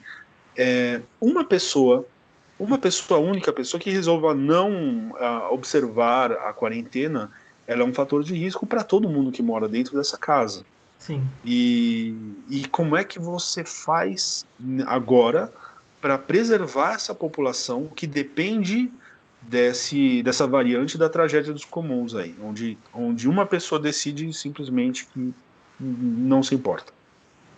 E provavelmente várias delas não seguem a quarentena. Que é uma casa de 10, é impossível todo mundo seguir a quarentena. Provavelmente ninguém segue a quarentena 100% do tempo. Então, o número de relações sociais que cada um está exposto ali, cada um está exposto às relações sociais de todo mundo que mora na casa. Então, mesmo com o isolamento social, com o distanciamento social, mesmo que cada membro individualmente daquela casa pratique tanto isolamento social quanto a gente pratica, o perigo para eles é maior, porque o número de relações sociais que estão concentradas naquele nó, que é aquela residência, é maior. Você tem outro fator também, que é a questão da aglomeração de várias residências, em locais que você não tem circulação de ar, não tem incidência solar. No Rio de Janeiro, a gente tem o fenômeno das favelas, que são aglomerados populacionais em que já tem justamente esse problema, né? Como são informais, você não tem informação de ruas, de avenidas, são vielas, são becos, e é tudo muito amontoado, muito tumultuado. Isso, inclusive, tem um impacto muito grande em doenças respiratórias. O Rio de Janeiro tem uma incidência altíssima de tuberculose. E se a gente pegar a situação das comunidades carentes no Rio de Janeiro, a gente vai ver taxas de tuberculose realmente impressionantes, né? A Rocinha, no início da década, tinha uma taxa de 500 por 100 mil ano, né? Isso são 5 por mil ano, né? É uma taxa muito, muito alta, uma taxa quase epidêmica de tuberculose. Nas comunidades carentes do Rio de Janeiro, a gente vê a mesma taxa, que é algo próximo a 10 vezes a média nacional, para vocês terem uma ideia, né? O simples fato de se morar numa comunidade carente faz com que você tenha 10 vezes mais chances de ter tuberculose do que a pessoa que esteja fora. Tuberculose é uma coisa que já bem- foi erradicada há décadas, né? Quase todo Sim. mundo, né? E, assim, a Covid é uma doença respiratória. A forma de transmissão é parecida, porque as gotículas ficam suspensas no ar, né? É um vírus que E ataca os pulmões, né? que ataca os pulmões. Você pensa nos casos de comorbidade. Também uma outra questão importante de segurança alimentar, né? A gente fala muito em comorbidade, a gente pensa logo em doença respiratória, pensa em câncer, mas a gente esquece uma coisa muito comum no Brasil chamada desnutrição. Desnutrição, anemia. Fome. Que é causado pela fome, né? Ou pela subnutrição. Né? Sim. O problema o problema da segurança alimentar ele se agrava na pandemia porque tem muita situação de trabalhadores autônomos que eles não têm poupança. Eles não conseguem comer, como é que vão conseguir construir poupança? Uhum. E é uma Tem questão que gente no que nem jornal a pode. gente está vendo. A gente Pode está falar. vendo todo dia, né? A questão dos empresários que não vão conseguir pagar seus funcionários.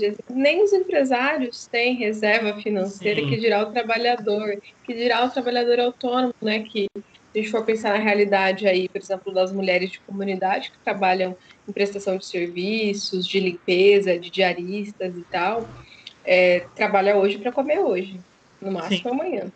Eu E trabalho outra amanhã para situação- comer amanhã.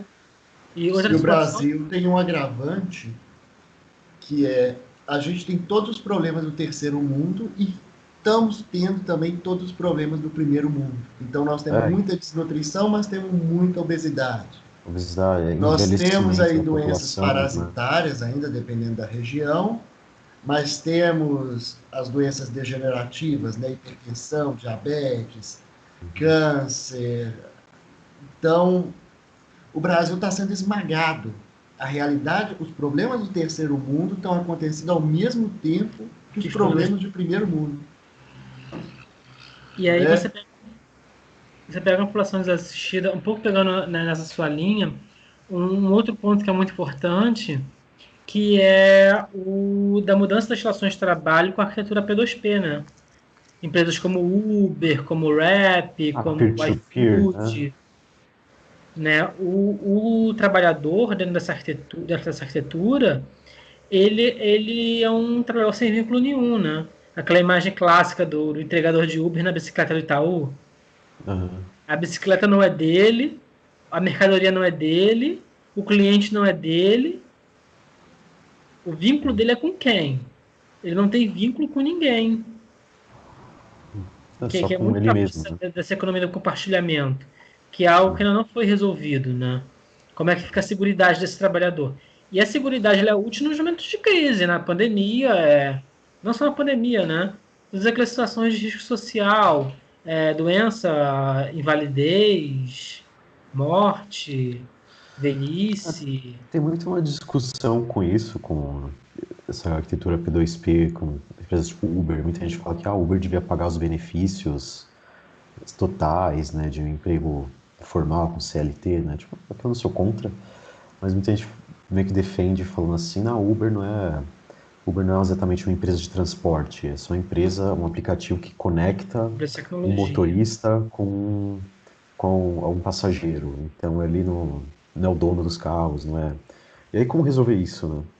É um novo desafio que a economia do compartilhamento traz. A gente não tem uma resposta ainda, né? Exato. A gente vive um momento de crise dos empregos, né? Porque as pessoas têm que criar os seus próprios empregos. Sim. E é um momento de transição, assim, de realidade em que ninguém sabe o que fazer. A gente tem novas modalidades o tempo todo acontecendo e a gente está em período de adaptação também, né? Se por um lado esse trabalhador ele fica completamente largado, vamos dizer, né? Ele não tem vínculo com ninguém, etc. Ao mesmo tempo ele estava desempregado e é uma oportunidade para ele poder comer. Sim. Né? Ao mesmo tempo ele está fora da CLT e não tem também nenhum tipo de segurança. Se ele se E a acidentar ali CLT fazendo não uma é entrega, solução.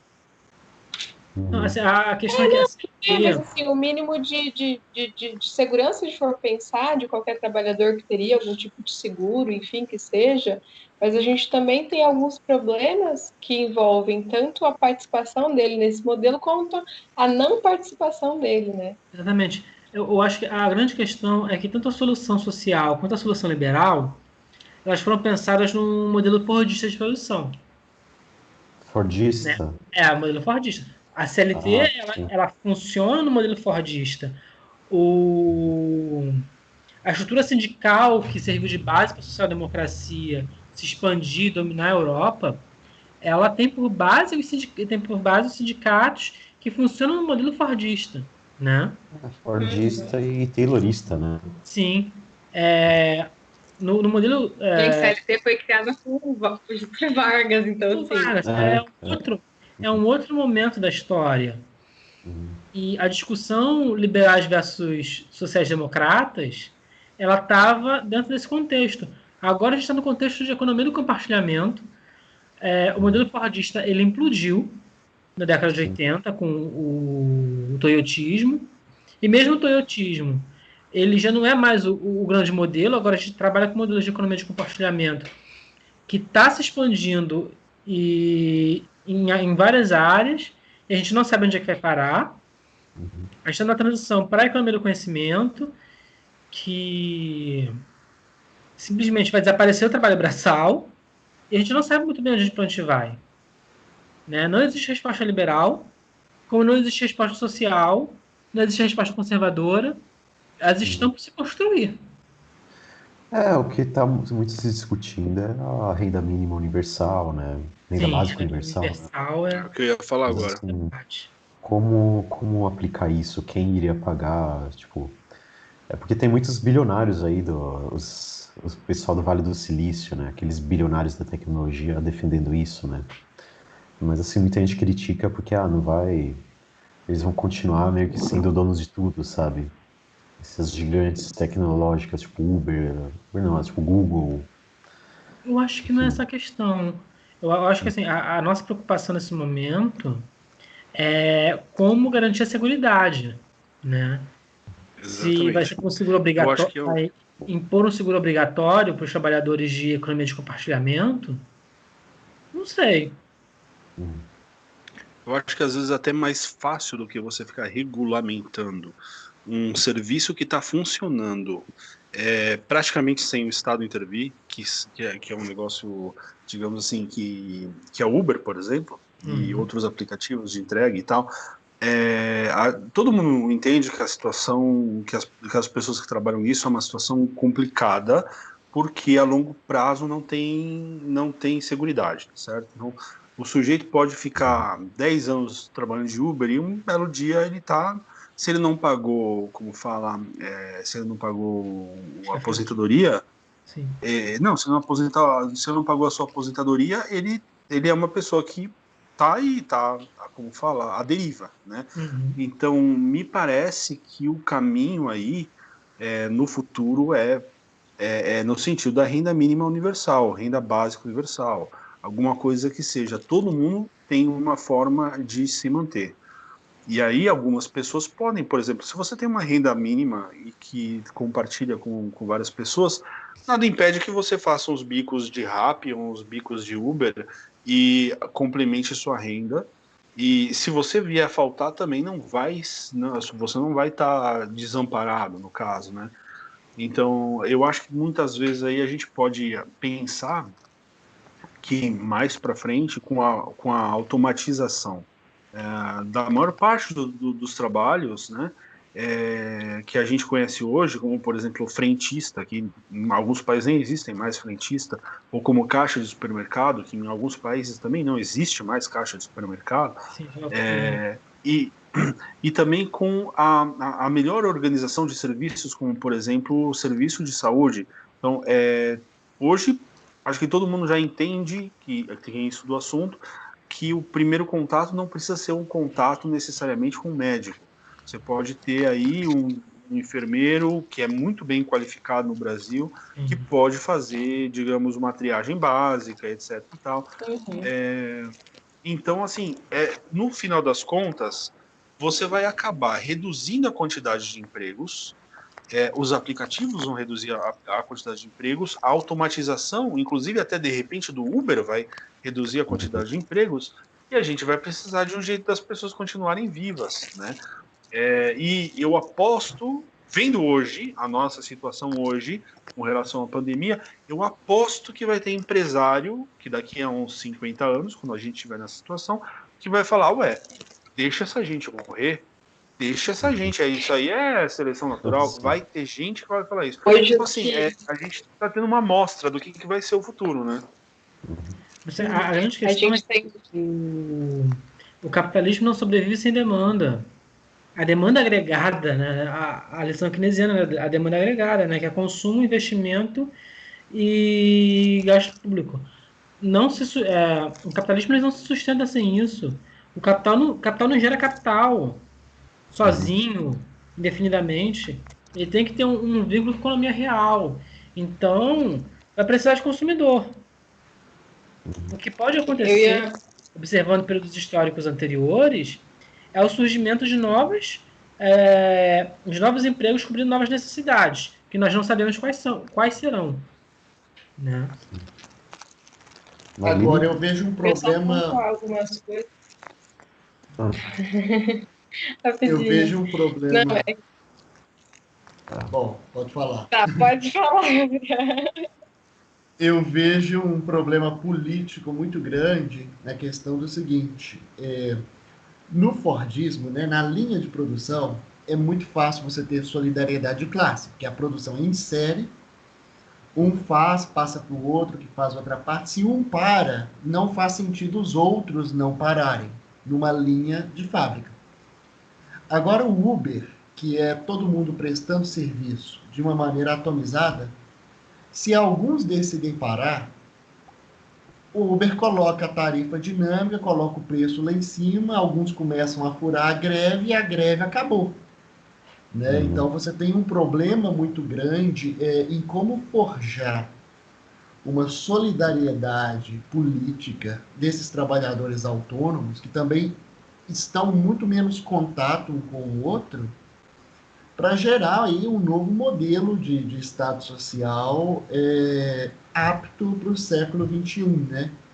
Como que vai ser a organização política? Porque na democracia representativa você não consegue ter grupos políticos fortes e transformações políticas fortes sem grupos de interesse, sejam de classe, sejam de religião, sejam do que for, bem organizados, né? Todos os partidos fortes, os movimentos sociais fortes, eles têm uma base social fora dos agentes políticos que é muito forte. Agora, essa década nos deixou uma lição muito grande, né? Todos os grandes movimentos políticos eles foram completamente desorganizados, sem núcleo, sem centro, sem começo, sem meio e sem fim. Eu não sei se a gente chegou nesse buraco muito por conta disso, né? A ideia justamente de organização ela foi implodida. Os grandes partidos que se organizavam ao redor dos sindicatos ou ao redor das corporações, eles estão sendo engolidos. O Partido Socialista Francês, ele respira com a ajuda de aparelhos. A social-democracia alemã, ela virou o coadjuvante da Merkel. O Partido Trabalhista inglês não vai voltar ao poder tão cedo. O Partido Democrata americano, ele está vivendo uma renovação por dentro. E eu acho que cada vez mais os sindicatos vão perder espaço ali dentro. O que a gente está vendo é cada vez mais uma organização em rede, sem lideranças, e com uma nova forma de organização política, novas formas de reivindicação. Eu acredito cada vez mais na capacidade de uma espécie de enchimento, de um envergonhamento dos atores, né? Através de boicotes, de políticas mesmo de viralizar boicotes, de viralizar pressão via reação em Facebook, via Trend Topic no Twitter. A rede social ela virou o grande locus da atividade política no mundo. Né? A Primavera Árabe foi no Twitter. A gente tem que lembrar isso. Quando Trump foi eleito no Twitter. Jair Bolsonaro foi eleito no Twitter. MBL nasceu, assim, as grandes estrelas da MBL são youtubers. Isso traz problemas novos para os quais ainda não existem soluções, problemas na organização política da democracia. Sim. Porque a nossa democracia é representativa, primeiro porque não tem como colocar todo mundo no plenário para votar. Mas segundo, porque a democracia direta ela tende à tirania das maiorias, ela tende a ser muito majoritária porque as pessoas não têm como negociar, como atingir consensos. Então, com esse advento das redes sociais, com essa política que o representante está em contato constante com o cidadão, né, com a sua base eleitoral, ele tende a querer agradar sua base eleitoral o tempo todo e não participar das negociações parlamentares. Então, isso pode estar contribuindo para a polarização que a gente está vivendo. Então, como é que é? Como é que a gente reestabelece dentro desse universo de redes sociais a capacidade de se atingir consensos, né? Acho que isso tem muito a ver com o momento que a gente vive, de também características dessa pós-modernidade, que tudo é muito mais fluido. Então, os sindicatos perderam força e o que a gente tem hoje é um sindicalismo de peleiro. Os movimentos sociais, a mesma coisa. A gente utiliza esse termo da pós-modernidade, mas é para dizer que os movimentos sociais, eles na verdade perderam força, perderam liderança e perderam relevância até. Então, o que a gente tem é cada vez mais pequenos movimentos sociais que para uma causa ou outra se juntam. Então, numa manifestação, tal, mas que são alianças deslocadas, assim. Então, a gente tem o movimento feminista de mulheres negras, o movimento feminista, aí a gente tem isso com todos os movimentos sociais. Então, acho que é uma crise extensa, assim. E só para eu não perder a linha de raciocínio, eu ia comentar um negócio que você falou da renda mínima, que hoje o que a gente tem mais próximo disso, vamos dizer, seria o BPC, que é o benefício de prestação continuada para idosos que moram sozinhos e para pessoas com deficiência, que entra no lugar aí de uma previdência que não existe e que só para essas pessoas poderem sobreviver e não morrerem, assim, né? Então a gente tem esse benefício, vamos dizer, calcado minimamente na ideia de uma proteção social ou de um seguro social aí. E outra coisa que eu ia comentar sobre essa questão da modernidade que a gente vive na economia que o Vitor falou, é que o capital financeiro, o capital especulativo, ele não gera riqueza, ele especula. Então, ele não está produzindo, né, industrialmente. Obviamente, ele gera riqueza, não estou falando que não, mas, assim, diretamente, vamos dizer, né? Então, à medida que esse aspecto da economia expande, outros estão se retraindo. Quanto mais o capital financeiro cresce, menos a gente tem de produção material mesmo, eu acho. Não sei, o que vocês acham? Assim, na verdade, o capital financeiro ele tem que estar atrelado em algum momento à economia real.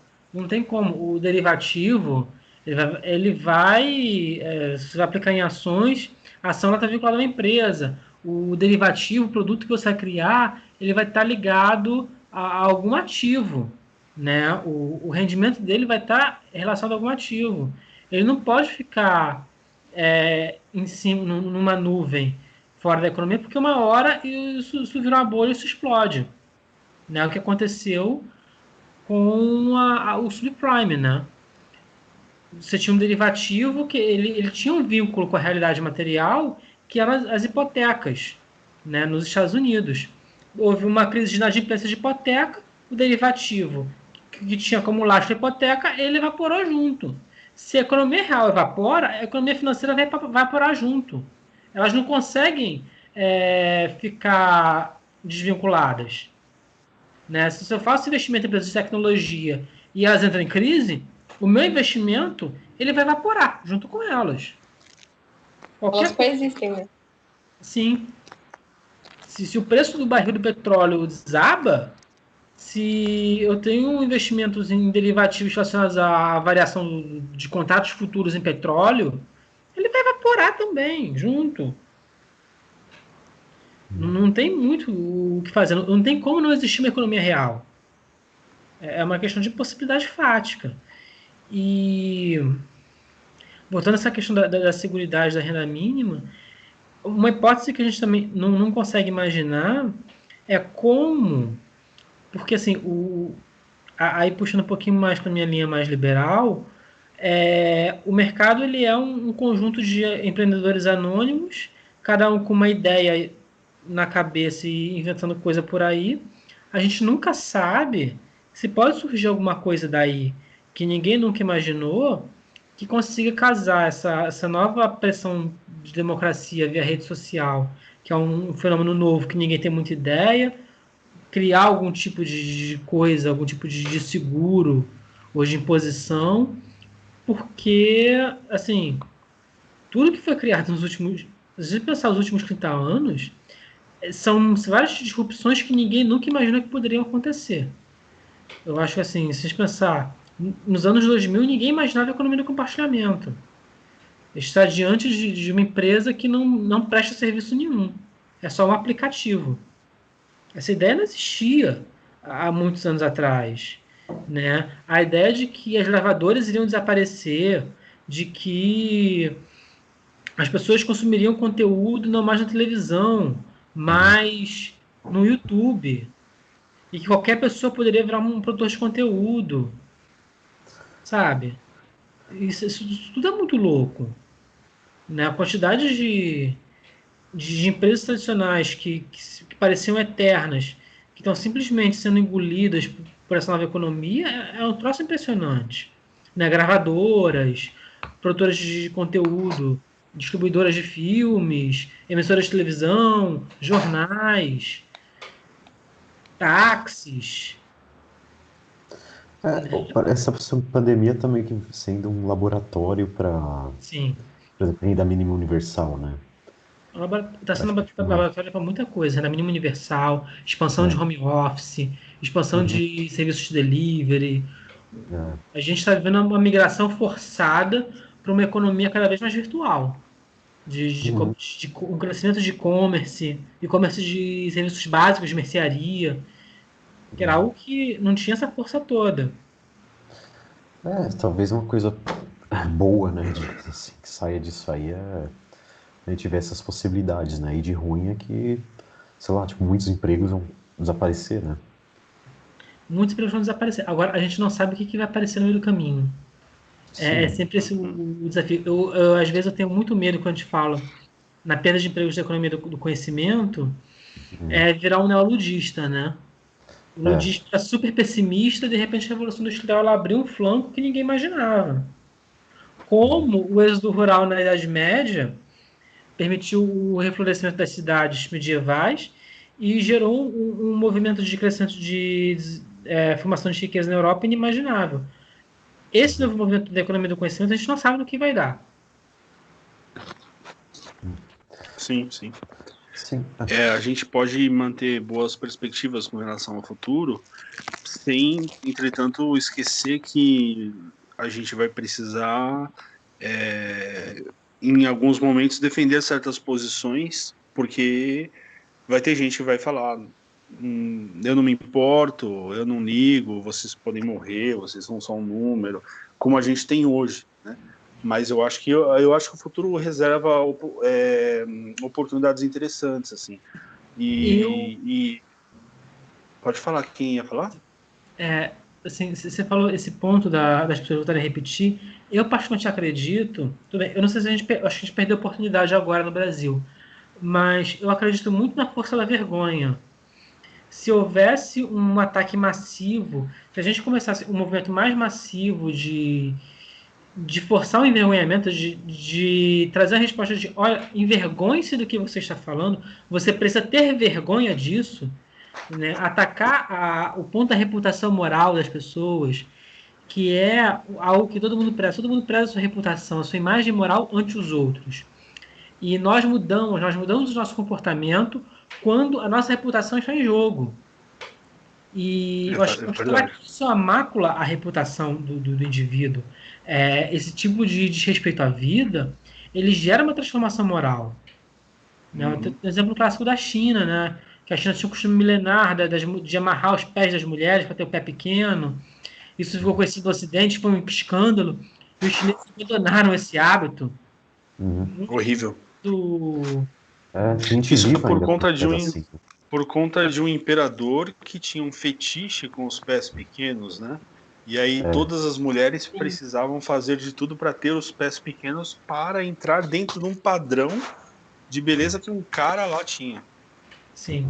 E aí todo mundo queria entrar dentro daquele negócio. Um negócio impressionante como que às vezes isso é bom para um conservador pensar, né? O conservador precisa sempre pensar que muitas vezes os costumes que nós temos nascem de coisas idiotas.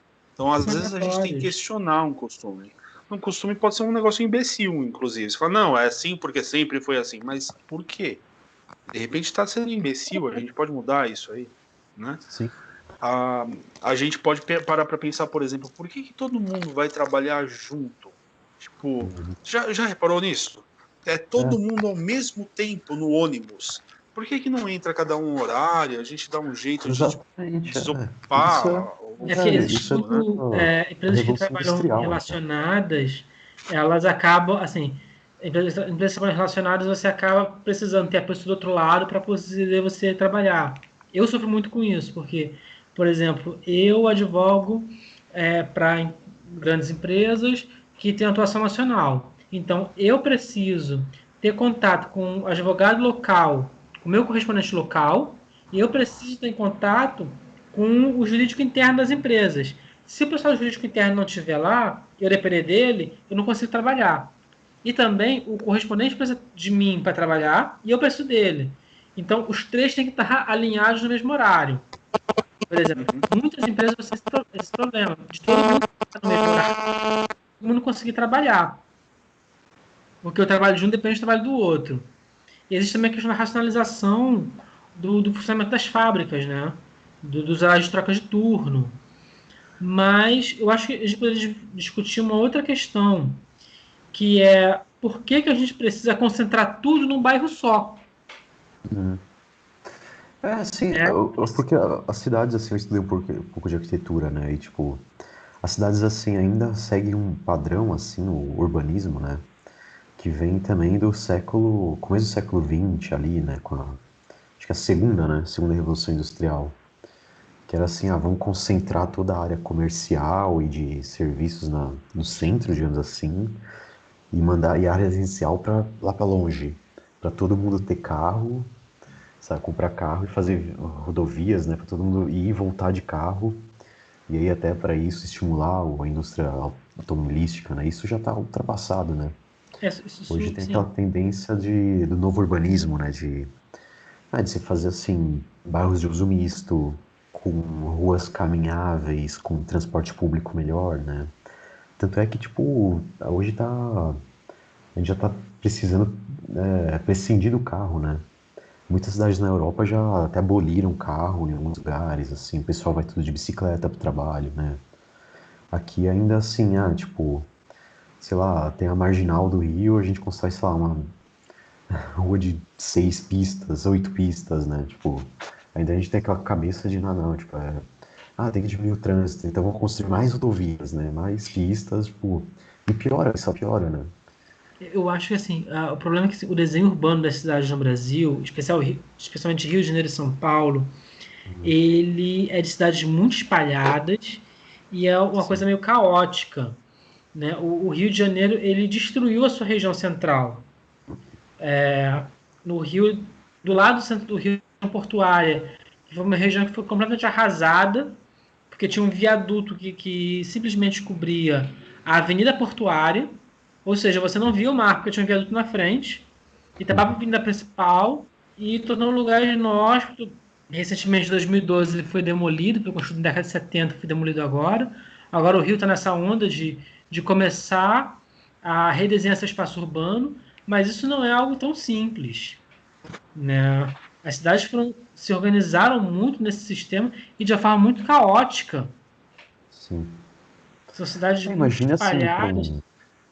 um trabalhador que mora na periferia e tem que ir pro trabalho, sei lá, pegar duas, três conduções, Sim. ficar 2, 3 horas na condução, né, sabe, só para chegar e depois para voltar para casa, né? Isso até é problema ambiental até também, né? Esse espalhamento urbano, Isso me você acaba lembrou, desmatando mais, né? Oi. não, isso aí me lembrou a questão do debate do direito à cidade, Uhum. que é justamente isso, das questões das periferias. As pessoas que estão na periferia não têm acesso à cidade. Então, se tem um parque no centro, mas ela mora muito longe, ela não tem o dinheiro da condução, e no domingo, que é o único dia que ela não trabalha, que ela poderia passear, os ônibus são reduzidos e não tem transporte público, ela não tem direito à cidade. Ela não Exatamente. consegue acessar, É, né? e muita gente, Também tem uma muitas vezes questão o de pessoal dessa. direcionamento. Diga. E tem a questão do direcionamento do investimento público, né? Eu pego no Rio de Janeiro, nós temos vários parques estão concentrados na região central, né? É o Parque Lage, é o Aterro do Flamengo, É bonito, é, hein, esse Parque Lage. Meu Deus. sim, Parque Lage é lindíssimo, É né? lindo demais. O Aterro também, o Aterro é uma loucura, ele é belíssimo, passeio público, Praça Paris. Eu estava falando até com você outro dia, né? A gente estava comentando como que a única explicação para a pessoa que mora no Rio de Janeiro não ter ido embora ainda é porque a cidade é extremamente bonita, né? Porque com a quantidade de problemas que você tem, é só sendo muito bonita para você manter a pessoa lá, né? É, sim. O Rio é uma cidade que ela sofreu, assim, diferente das outras cidades do Brasil, o Rio de Janeiro só passou a eleger um governante municipal na década de 60. Até então era nomeado pelo presidente da República. Então o Rio ele deixou de ser capital num momento e precisou se reinventar, nunca tendo pensado como é que iria se gerir, porque nunca teve uma história de política local. Nunca existiu uma política local no Rio de Janeiro. Porque o prefeito era nomeado pelo presidente e as medidas do prefeito, o legislativo municipal, era o Senado da República. Então no Rio só se discutia política nacional. O Rio teve que se reinventar na década de 60. Até começou bem, né? O Carlos Lacerda começou um trabalho bom, só que aí o Carlos Lacerda ficou contra a ditadura militar e foi caçado. Né? A nossa oportunidade de reinvenção foi caçada. E aí o Rio se perdeu. Se perdeu de vez e está perdido até hoje. E essa foi perdendo oportunidades e a situação foi piorando, piorando, e a gente não sabe para onde vai, não. Até porque a gente não sabe o que fazer. Agora é o Witzel, então tá cada dia pior a coisa. Eu não sei se é pior, porque o Rio já teve cada coisa, cara. A gente teve Garotinho, a gente teve Sérgio Não, é Cabral, verdade, é a gente verdade. Aí a teve, coisa é complicada. cara, a gente teve Chagas Mas não, Freitas. é Cara, verdade. se for citar aqui numa cidade vizinha, Duque de Caxias, tinha um prefeito que era matador de aluguel. Nossa. E aí, assim, Não, a gente aí vê. milícia, né? E agora tem a milícia ligada com gente graúda aí no poder, né? Uhum. A gente sabe Pois muito bem é. como é que tá a situação. Quando fala da milícia, a gente fala. A milícia ela é a cereja do bolo de uma informalidade, ali, de uma ligação de uma criminalidade com a política que existe no Rio de Janeiro desde muito tempo. Né? Sim. Tinha prefeito ligado ao jogo do bicho, prefeito matador. Sabe? Isso está na história do Rio de Janeiro há tanto tempo, assim, nas cidades periféricas, e mesmo na cidade do Rio, essa coisa do grupo de extermínio, isso existe há muito tempo. Né? E daí vem essa necropolítica de pensar nesse recrudescimento de violência como forma de solução, porque são grupos criminosos que sempre existiram e sempre viram na violência como forma de solução de problemas. O problema é que isso chegou no Palácio do Planalto, né? O Rio de Janeiro exportou o que havia de pior para o Palácio do Planalto.